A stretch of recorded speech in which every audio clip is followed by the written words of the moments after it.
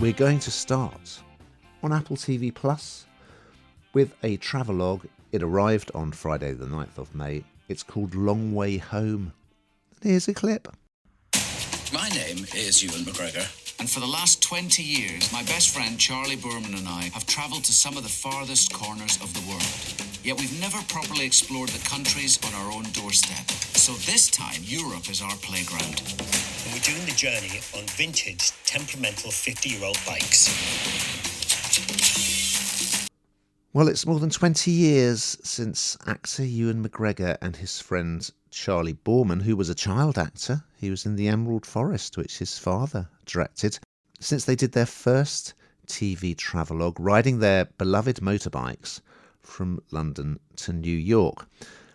And they've done a few more since then, and they're back again. This time they're doing Europe, sort of going up through Scandinavia and then coming down and round. The first thing I want to say is, when they were dishing out charisma and charm, Ewan McGregor was at the head of the queue, wasn't he? Because he's just such a delight. I mean, he's a massively talented actor anyway, but he just comes across as such a nice guy.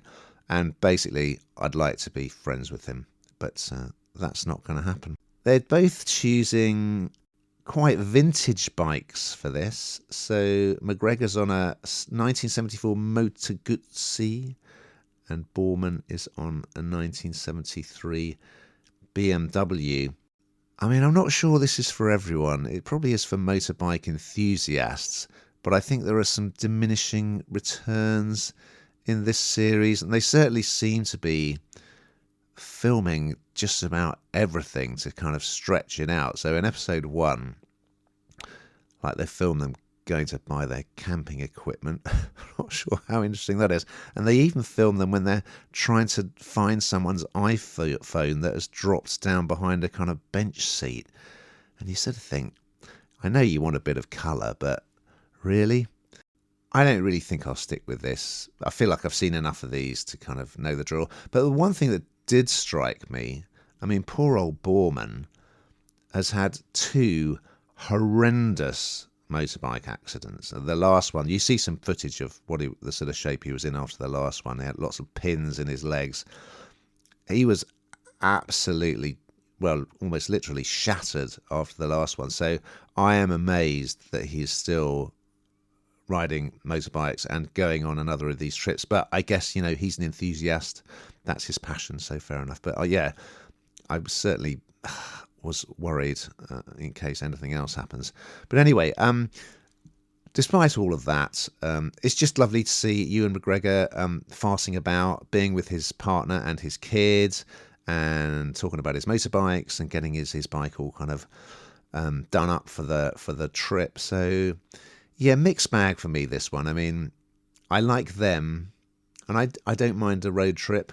Perhaps a bridge too far this time. What do you think, Hannah? Yeah, I know what you mean. It's not something that, you know, I particularly love anyway, but I think that the backdrop for this, you know, the places that they travel through is lovely on its own. So take away because I'm not particularly interested in motorbikes. So as you say, unless you're a motorbiking enthusiast, you know, would it appeal? I think take that away from it, and there are some things that do appeal, which is to say is the backdrop, the beautiful scenery, the things they do, the relationships that they have, etc., etc. That kind of stuff is quite nice. I suppose, to me, it feels probably this time around as a bit of a vanity project. I think that's the point. It feels a little bit eked out unnecessarily, when actually things could have been combined. And there has been lots of talk, hasn't there, about celebrities, you know, kind of going on these travel programs, just having the trip of a lifetime, but actually what is there for the viewer? And I suppose arguably here, what are you getting? Or perhaps it is just appealing to a relatively niche market. And if you are a motorbiking enthusiast, you'll enjoy it. I would be interested to hear from a motorbiking enthusiast, having said that, because actually, you do they say things and do things that would really wind someone like that up because they don't know their stuff completely. I don't know, and I could be hoodwinked because I've got no idea. But that question did cross my mind. So yeah, I think it feels like a bit of a vanity project. I think that's probably why it lets it down a bit.